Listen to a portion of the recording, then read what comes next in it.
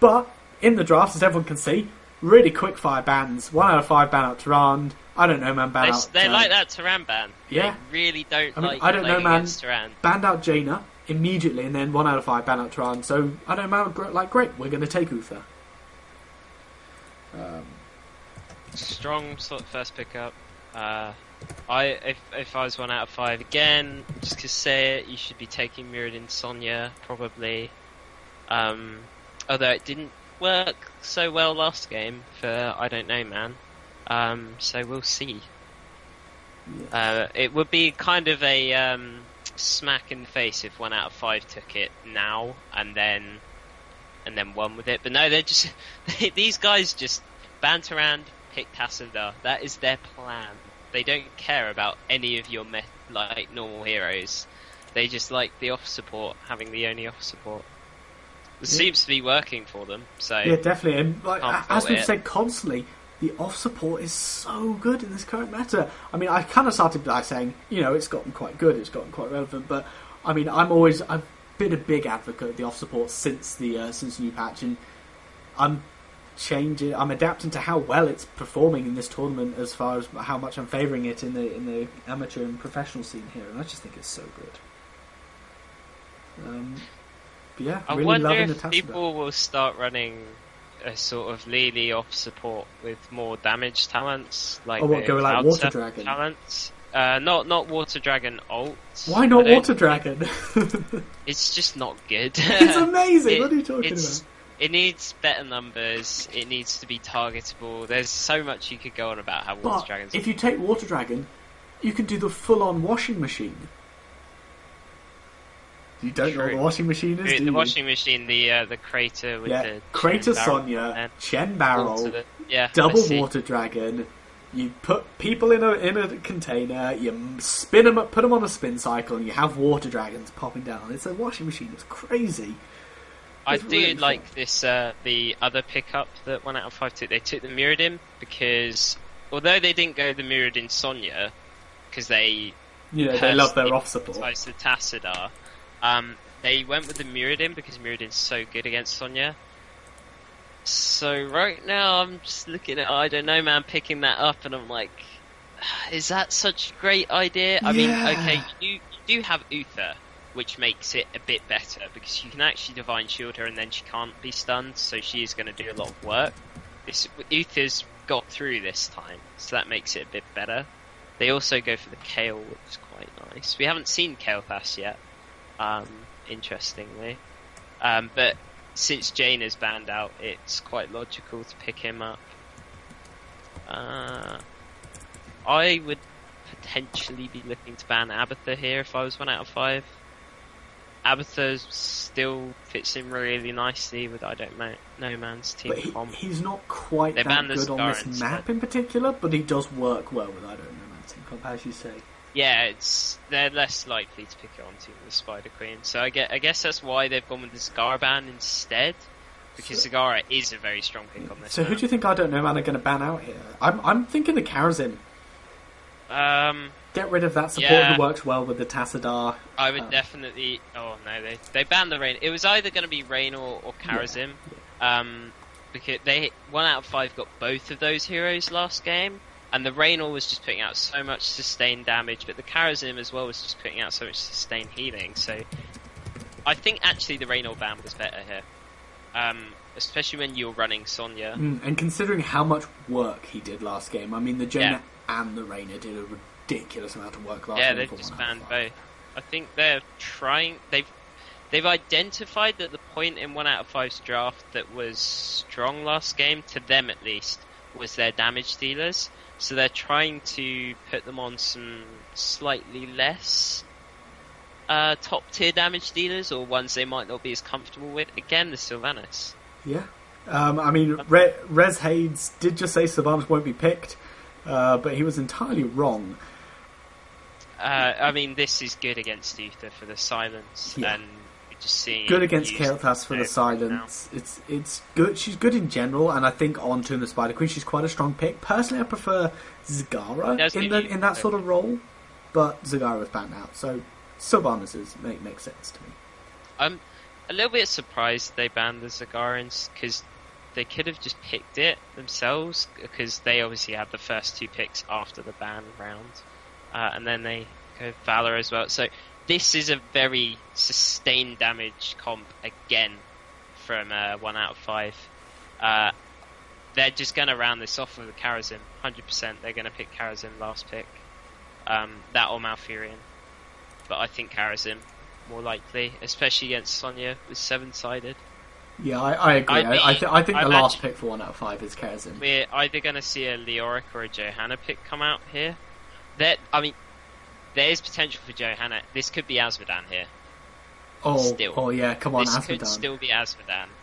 That would make a lot of sense to me. For obvious reasons, but I think Johanna over Leoric would have been the pick here. What they can do is they can 4-man roam with the Uther Kayle, Johanna, Azmodan, and then have Sonya just holding that solo lane. But they might not be going for it.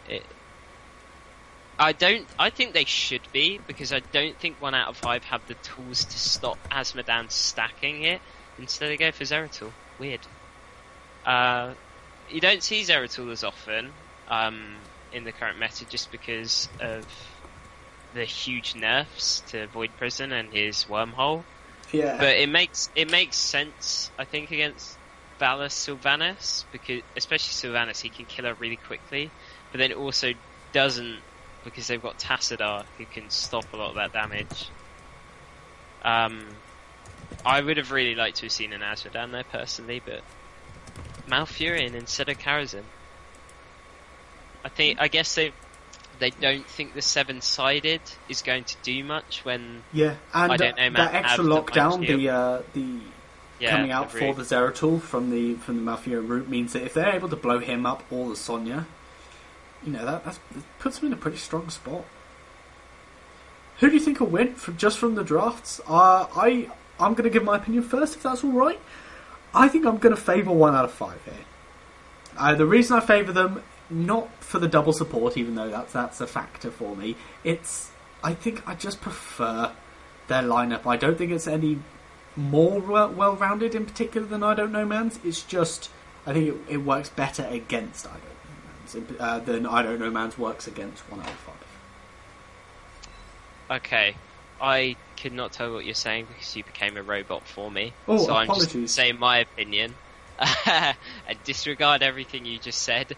I think I'm gonna favour 1 out of 5 again, because they're on another sustain damage comp that they like to run. They've got their Tassadar that they just love. They're just probably gonna outlast I Don't Know Man. Unless I Don't Know Man can get on someone and burst them, and I think they actually have slightly better tools for that this game. In that Lobby invite is out for you. They've got Kayle, Zeratul, and Sonya. If they get on one target, they are definitely dead. But I guess we'll see. It's just down to execution. I think I Don't Know Man's comp is harder to execute.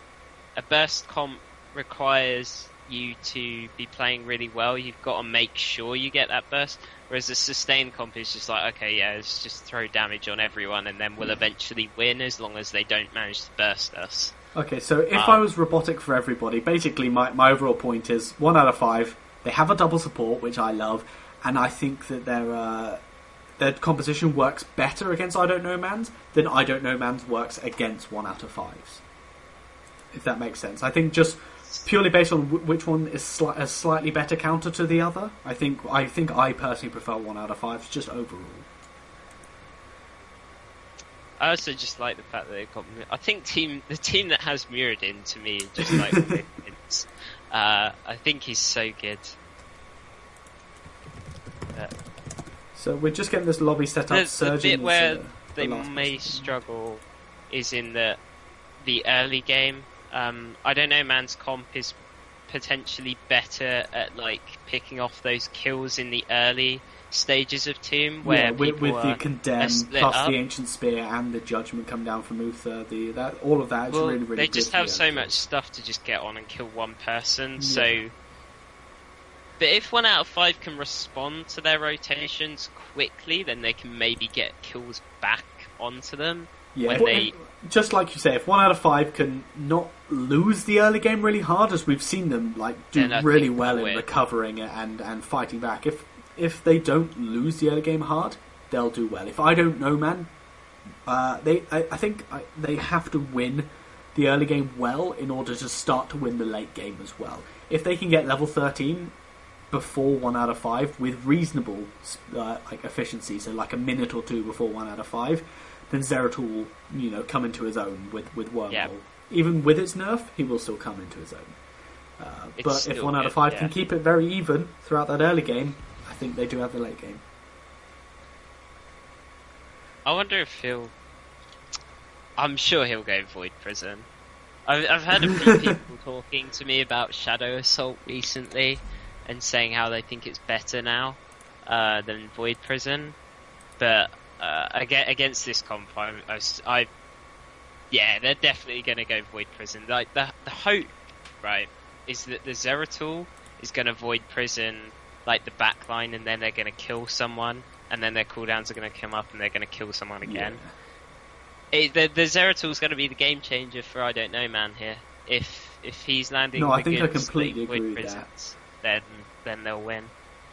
And I think for 1 out of 5, so in that respect, it's actually a smart pickup over the Azmodan. Yeah, I think for 1 out of 5, it's gonna. There's no real pivotal hero other than again the Savant's Wailing Arrow. But I think the main one for me is going to be the Tassadar Force Wall placements. He's been doing so well all tournament with them. He's making me want to play Force Wall. I always just go for Archon. I go with Force Wall these days. It's just you control your teammates as well. Not that I recommend doing it. I do not troll my teammates. That's true. You can just stop them overextending. Yes, that's what you can do. But I still would like to see Force Wall reworked into 3 charges of Force Field, like in StarCraft 2, because that would be kind of cool. All on separate cooldowns, so it's not like they all have this running charge cooldown. They're all on separate cooldowns. So if you use all three will be back up at the same time, than having to wait for say like blink kill charges sort of system. That's what I would like, just as a change. Strong then. Yeah, that'd be quality of life, and the fact that it's picked up and is very strong now with his shield changes, I think means that would probably push it over the edge. Yeah, it would be. But that was a change I would have loved to have seen prior to the shield changes. It just makes me laugh that when they were talking about these changes for Tassadar this patch, everyone was crying about how he'd be weaker because of the Archon nerfs. And I immediately went, who gives a shit about Archon? Everyone was like, he'll never be played, but now he's top tiered because of those shield changes, so... Like, people such as Zuna and stuff have actually put him in his own... He's no longer top tier, he's like super tier, he's above top tier for them. So, if you'd like to introduce, I don't know, man, the blue team as we're loading in, then I will... Okay. With the Master Johanna skin, we have Komek. Judgment Uther is Curson. Basic Zeratul is Atomic, he likes his basic skins. Yamex on Kael'thas, and then again Master Skin Sonya Meneldor. Yeah, doing really well. Like they've all got heroes they're comfortable with, and we're going to have that Uther, I should say, for I don't know, man. But meanwhile, on the side of 1 out of 5, we have Lapster playing that. Was that the Master Skin Vala? Or yes, it is. Yes, it is. I couldn't tell if it was that one. That is the Master Skin. So Master Skin Vala, Endo Rocket going. Are these guys creep blocking? Yeah, they are. And they're doing it pretty well at the moment, actually. So Endo Rocket on that Skinton Tassadar, Nick on the Muradin, Gromzed on that Malfurion, and finally, who is it? Surgeon is going to be playing the Savant. Thought of doing that. It's hard to do, and you kind of need 3 or 4 team members to be able to do it. But I have seen it done a couple times. That's kind of genius. It allows them to... On this map in particular. Fair enough. Good. Okay, so yeah, as you can see, the I don't know, man, are just really looking for some kind of pick-off, really. Zeratul's gone with Seasoned Marksman over say Regen Master. Interesting. It's just because you get so much usage out of it on this map. Especially when you're doing the typical strategy we tend to see teams do, which is have a roaming clear team of 4 go from top lane to mid lane, top lane to mid lane. In fact, Surgeon on that Savant's going to get caught out a little bit here. Really good wave. Oh, but the stun coming down, stopping her from being able to get out, and that is going to be the first blood. Over on the side of I Don't Know Man. You know, fighting for this final. Going to take it probably to, hopefully going to fulfill my prediction of taking it to a third game. So that's definitely what they're trying here. I like these season marks will pick up more now that with the wormhole changes, because you're not staying in a fight as long on Zeratul now, because you're only in there for like 2 seconds, so you really just need to get in, throw your burst, and then leave. There's no time to get in, cleave, attack, bomb, attack, attack. You just have to go in, throw everything. You're probably going to take less damage because of that, because you're in the fight less, which means that Regen Master not quite as good. Personally, I think I'd still go for the Regen Master, but yeah, I think I just prefer it for more comfort. I see the reasoning. But Atomic, we've seen his amazing Tyrande play, so hopefully his Zeratul play will be just as good. As this fight goes out, Muradin going into the shadows, not able to survive out there, so he did get caught out by stuns, gravity lapses, roots. Dwarf tossed himself away, but the living bomb ended up exploding and finishing him off. So a second kill in favour of I Don't Know Man. And yeah, their comp's doing what it needs to do at the moment. Just getting exactly ahead what we early. spoke about. They need to get that early game lead, and otherwise they're potentially going to fall behind a lot in the late game. The Sonya seems to have been pushing quite effectively at bottom lane. Look at that bottom tower, no ammo, no health. I've noticed the Tatsar's been shielding the buildings in order to keep it up, but because Sonya's been able to do enough harass against Endo Rocket. Very good. They've also got quite a lot of gems already in the bank, so they don't need to worry as much about going for these fights. And in fact, they have exactly 17 more, which is the exact amount they need to hand in. 1 on that Zeratul, which isn't going to get handed just yet. It's very nice that they keep throwing gems in, because they're obviously looking for fights consistently with their team comp.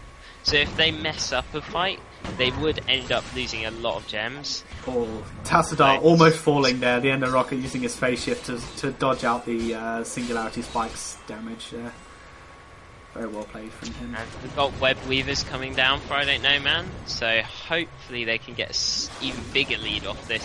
What they really want with this is to try and get a pick on someone who's got a fair amount of gems to cause 1 out of 5 to lose their gems, so they can't. The Web Weavers would then be massively delayed. Yeah, that would be great. And Ender Rocket is that target with 18 gems on him. Thing is, it's so hard, it's so slippery. This Tassadar. Yeah, it's almost impossible to lock one down, especially if they go with prescience at 13 and other such. They do have a chance of catching him at the moment, because he doesn't have those crucial talents that he needs just yet. That was very nice by them backing off. They knew the Web Weaver was going to be able to finish off the last sliver of health on the fort. They haven't managed to quite get as much of a lead as would have hoped there. I think because they probably weren't soaking one of the lanes, whereas I think every lane was being soaked by 1 out of 5. Yeah. I mean, they didn't get that pick, what we said about 1 out of 5 having to not lose the early game, they have lost it, but it's not a dramatic loss yet. So they've still not out of this game. They're just a little bit behind. Yeah. Almost a level behind and a few kills, and that's only from the fort being taken down and the Web Weavers having been taken. It's almost expected that you'll go behind against a comp like the one that I Don't Know Man have. Now Zeratul did end up going first aid at level 7, so mixture of instead of follow through. Okay. So in fact, we're going to have a really good Malfurion route come down here for 1 out of. For 1 out of 5 there, locking down the Kael'thas and the Zeratul, but they're all able to just about escape, although the Johanna's going to get stunned down, and she will end up falling in. Atomic on that, Zeratul coming in, getting hit by the root, almost dying, but able to blink away just as the root ended. Curson taking some damage from the Vala following up, but it's going to be the first kill on the board. Yeah, they get the Web Weaver turn in, and that's the first kill on the board for 1 out of 5. It's not the second one. No, 1 out of 5 only have 1 kill. Red team. Yeah, red team have 1 kill. Is my thing bugged? It says 1 on blue team, 2 on red team. Oh, your colours are probably the wrong way around. Red team is the team on the right, and blue team is the team on the left. Yeah, no. I have 2 kills on the blue team and 1 kill on the red team. Well, this is strange. I'm looking. It's bugged out because I'm looking at their health bars and they're completely opposite to what they are on the scoreboard. The colour. Oh, excellent. Savannah's going to get caught up there by Gravity Lap. She's able to, Haunting Wave her way out there. Just as the Malfurion roots come down, Uther is dead. Off the back of that, I didn't even notice him dying. Wow, there must have been a lot of damage coming down on him, probably from the Vala plus the Sylvanas. Atomic able to get himself out, as well as the Uther being able to heal him up to full. And this means 1 out of 5 are going to be able to have this counter push with their web weavers. Let's say counter push with this. With their web weavers, going to be able to push with this and take this middle fort, potentially just transition down to bottom, which isn't being contested at this point, and get some good damage done down there. And this is exactly what we see doing. Is the top web weaver was cleared up by. I definitely think 1 out of 5 have been paying attention to how the Koreans play. This Vala Sylvanas is very typical. Oh, we have the Void Prism come down, only landed on the Tassadar. Atomic came in, but he's going to get picked up there. The Science Beam can't.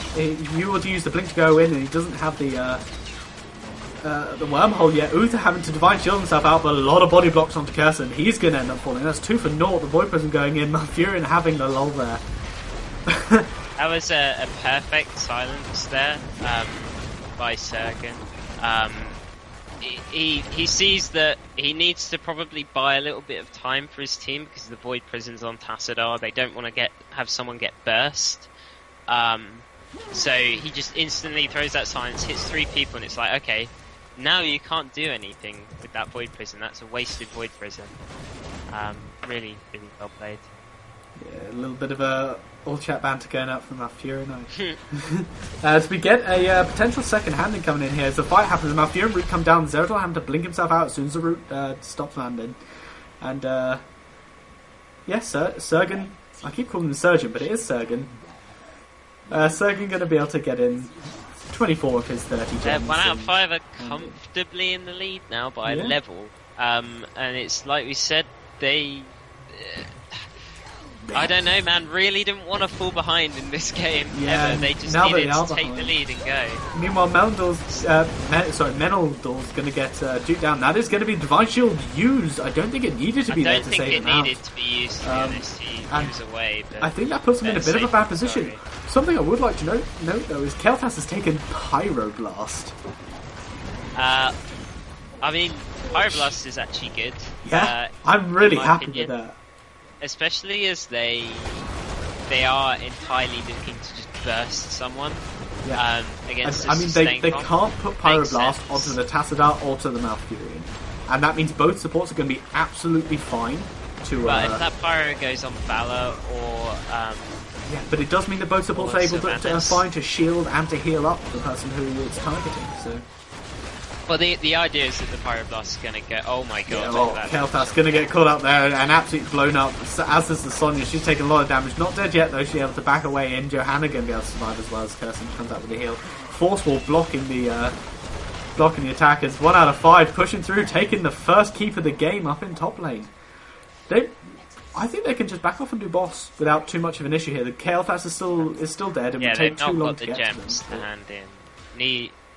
Neither team really has enough gems to hand in. Yeah, and going to get the Force Wall coming out there. Really, really good Void Prism, landing on 4 out of 5. The Vala not able to get into it, but able to vault herself away as the Tranquility comes out immediately. Tassadar with his phase is going to be able to move around and get out. These Void Prisons aren't quite doing what they need to do. They're either landing on too few people or too many.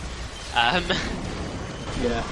Really good Sylvanas wailing arrow. They're coming out there, landing on 3 bots. The Pyroblast is going to land. The Tassadar shield coming out though, exactly as said. You can really take her out there. She was able to get out, and Muradin able to dwarf toss himself out. The Vala take a lot of damage. He's going to end up dying. The Muradin, he's going to end up dying there. The Vala able to get herself out. Oh, barely being able to survive the Atomic. If he had got a cleave off, she would have died. Tassadar will end up falling though, as he did manage to juke and buy his team some time. I don't know, man. Fighting back, refusing to give up. And they're just going to go up and take this boss. Are they going to get it, though? with Sonya, though, I think they have enough damage to take this quick enough. I mean, some of them are fairly low. No, yeah, okay, they're just 1 out of 5 are just gonna let them have it. Looks like there's no way they can really do much about it. They're just gonna soak some lanes, play safe, wait for their team. What I like about these sustain comps coming out of 1 out of 5 is the fact that it makes Uther's Divine Shield a lot less relevant. If your damage is consistent, then it's hard to like block burst damage with the Divine Shield. Sergen on the bottom lane getting caught out here on the Sylvanas. Gonna use his way anyhow, but Zeratul and Uther were waiting for her, and she just gets destroyed. Well played, good pick off. They're going to hand in some gems, but I don't think that's enough. No, unfortunately not enough. They are missing about 3 if they hand in everything, although they now have exactly enough on the entirety of their team.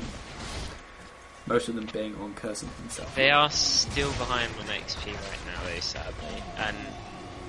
And it's still that level 16. Soon that talent advantage is going to come in for 1 out of 5. They want to be fighting now. Sylvanas is still dead. They really, really want to look for a pick here. Johanna but they're just going to get a hand in, kind of delaying any engagement.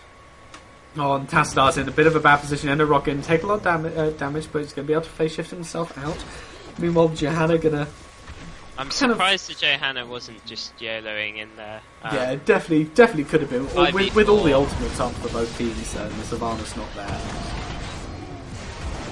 But Web Weaver's coming down, and 5v5 engagement going to happen off this. I don't know, man. Really fighting hard back into this game. They are not giving up. Yeah, going to be a level 16 talent point advantage for 1 out of 5 very shortly off this. And I don't know how well that's going to go for. I don't know, man. Who Sonya almost get a good pickup on the Murden. The Void Prism not able to stop the rest of the team. Pyroblast coming in on the Malfurion as it actually hits him before the Iceblock because the Kael'thas was right up in his face, but Young's going to die to the Sylvanas off the back. Malfurion barely able to survive with the Tranquility going out. Maybe a bit of an overextension here from, I don't know, Moan. Zeratul going to get force-walled in, going to be able to blink himself out, but the Johanna is going to end up dying most likely there to the Val. Yes, it isn't. Meanwhile, Sonya, Zeratul, and Uther all trying to escape, and I believe they all should be able to. Yes. I think that the Void Prison, it just didn't achieve anything, so they just should have backed off. I like the idea. It was put on the gate in order to stop the team reinforcing, but the team were just happy to sit behind the wall. Sonya was the only one who really got caught out by as the Muradin had already dwarf tossed himself out and actually landed in it, which is why he got stuck there. So it needs to be a little bit further back there. And since he, I believe he's taken Wormhole at level 13. Let me just double check that. Yes, he has taken Wormhole. He should have been able to kind of blink behind the wall, throw out the Void Prism on a couple heroes, and then Wormhole's way out, and that would have been a good use to gain the vision on who to Void Prism. There's just not a huge amount of point using that Void Prism when you're sieging, when they've got those walls to hide behind, because the rest of your team can't get to them, so it's just a bit of a waste. But I don't know, there's probably a good reason for it. Maybe they thought that they could just use it to... I'm going to bring attention to the hero damage charts here. Vala is ridiculously far ahead of everybody else at this point. Sylvanas is kind of closely following, but Sonya and Kael'thas with other teams. Sonya, highest damage dealer for, I don't know, man, and she's less than half of what the Vala's doing. That's crazy. It's the fact that Vala she's gone a multi-shot build, so she's getting high damage consistently on pretty much the whole enemy team, as well as strafe, and these strafes aren't getting cancelled. So she is just, this is what Vala has always been good at doing since early alpha. Coming in from fight, there's no talent scouting that out, and Ender Rocket gonna try and get this, but Atomic gonna blink in and force him off. So it's gonna be Siege Giants out there in favour of, I don't know, man. They were able to successfully contest that camp. Johanna gonna get caught up on the Malfurion route. Divine Shield coming down.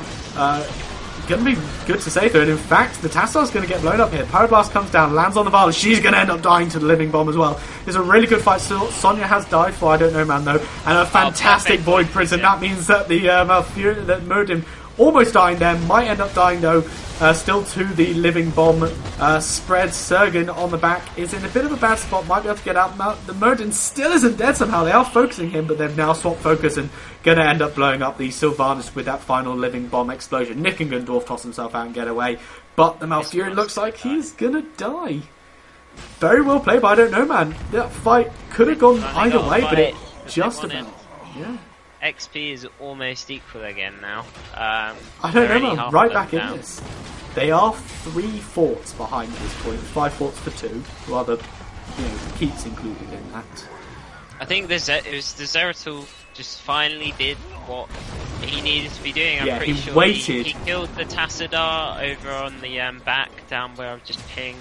Yeah. So Tassadar wasn't doing anything, and then he used the Void Prism later in the fight to split people. Yeah, that wait for the Void Prism was absolutely perfect. It ended up not really achieving too much other than getting the Muradin a bit low on health, and he ended up surviving anyway. But the lockdown, the stop of the disengage that it provided was everything it needed to be, and that was a perfect Void Prism, I think, for that fight.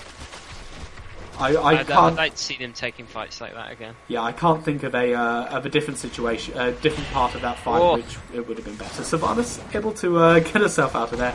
Komek going to take some harass damage from Navala here, but good burst damage out from the Zeratul. I think that Johanna used Blessed Shield there, and it to yes, try and get the Sylvanas. So that's down. They do have the boss behind them to pull back on. Right now, I'd be playing a bit more carefully if I was, I don't know, man. At least while that ult's down. Yeah, I don't know if they're able to even push with this boss too much, even with the slight experience advantage. No, it's completely even now. They're not quite able to claw back their experience advantage, but it is as good as even. The problem is there's going to be a turn-in coming in for 1 out of 5 in just a second. Yeah, they have just about. They're going to chase them out, and I think they're going to just try and go on. No, there we go. Muradin's looking for the turn-in. And his teammates can zone them out, most likely. Yeah. Right now, one of these spiders is potentially going to be on the core because there's no keep on the side of. Yeah, and that wave quite hard as well. Icebot coming out from Malfurion with the Tranquility is going to save him out. The Zeratul's going to get blown up really, really quickly. So 1 out of 5 already ahead in this fight. Kael'thas is in bad position. He's going to get killed, and 1 out of 5 with the Web Weavers coming down have just lost 2. That might be GG. That might very well be GG. They're going to push into. They go top. Which they're going to. Yeah, they're just immediately going top. As you say, they've got 40 seconds before the Zeratul's back up for that Void Prism, which wasn't used there. And don't count, I don't know, man out yet, though. They've been fighting the whole game. They could still do something insane. I don't know what, but... Curson taking a lot of damage there. The 1v5 As is the Komek, he's going to get body blocked a little bit by the Uther then. The Johanna's going to die, and I fear like that. This is going to be GG. Yeah, the Uther's getting caught out there, and he's going to end up dying. Sonya doing what she can, but the core is falling thick and fast. 80% already. Force wall coming down, and going to be able to pick up the Vala, but the Sonya's yeah, they are realising, oh damn, we better actually kill this Sonya quickly. Oh, the Void Prison stall. I don't think it's going to be enough, though. I don't think it will stop them. Kael'thas might be able to get a Pyroblast off, but... Yeah. 1 out of 5, finishing this series 2-0. Congratulations to them. GG. Whew. Level 20 out for them after that team fight, and they wasn't it? Well played. Well played by both teams. It was back and forth game. We had, I don't know, man, leading to begin with, then falling behind, and then catching up, and just I think it was the Zeratul getting hit by the silence in the middle bit. That Zeratul getting picked up meant that there was no safe disengage with a Void Prism, or there was no safe re-engage with a Void Prism. Yeah. So yeah, this is why Zeratul's a very risky pick now. I liked it. I liked what it could have been. It just didn't end up getting executed as it needed to. But well played by both teams. Enjoyable games. Yeah, no, I've very much enjoyed casting, and thank you for filling in for Nick for me this week, Myth. It's been a pleasure to have you. You've been absolutely stellar. It's been a pleasure to do it. I remembered in something you did say you wanted to cast, and give it a go. Well, let's give it a go, yeah. It's been a long time coming, but I finally got you in there, and I think you did a great job, man. We'll just have to get you doing some play-by-plays if you do it next time. If only Blizzard had more than 2 observer slots. I know, right? Buy more often. Okay, well, GG to our winners of 1 out of 5. We will obviously get the prize money to you through one means or another. Thank you all the participants who took part in the tournament. It wouldn't be a tournament without you guys. And obviously, again, I want to say a little quick congratulations to I Don't Know Man, who consistently do well in these tournaments, and commiserations for not getting that first place finish that they're looking to replicate again. However, oh yes, I won the most points from betting in the chat there. But anyway, yeah, thanks for all the teams participating. Your predictions are right then. Always go with your prediction. Yeah. That's what I've learnt today. I'm so good at this, aren't I? It's as if I know what I'm doing. It's as if I've done this before. You didn't predict me to win Insomnia, to be fair, so... I was sat there going, I really hope they win because their name is amazing, and you know, the slightly sexist part of me was like, they've got a girl. I hope they win to really stick it to Reason Gaming, who were really, really hyped. But anyway, thanks for all the participants for obviously taking part. And this tournament was great. Really enjoyed casting it, and a big shout out to everybody who watched. As otherwise, we'd be talking to nobody. And I mean, I'd still do it. Don't get me wrong, I talk to myself all the time. But thanks for watching, and I hope you enjoyed the tournament and enjoyed the cast. Again, I've been Stefan Heroes, or at Stefan Heroes, I've been Axilla. I've been joined by the lovely James. Lovely. Yeah, it's James. The lovely James Payne. James Myth Payne. You can follow on Twitter at Mythstra, I believe. At Mythstra. Yes. Myth with YSTRA on the A. Yeah, and I'm probably change that. Yeah. And obviously follow eSports Wall on Twitter. We constantly post on Reddit. The VODs for this tournament will go online at some point. I, in fact, have to sincerely apologise to Shaq that I haven't put the VODs up on eSports Wall for last tournament. And I will get that done tonight whilst I'm processing the videos for this tournament and getting ready to upload them. Last tournament's on my YouTube channel, which is /Fellhouse Gaming. eSports Wall's YouTube channel is /eSports Wall, and everything will be up there, all the playlists, yada yada yada. Check it out. Thanks again for watching. Gonna close up the tournament now, Myth. Again, thanks for joining me. And thank you for having me. Until next time, everybody.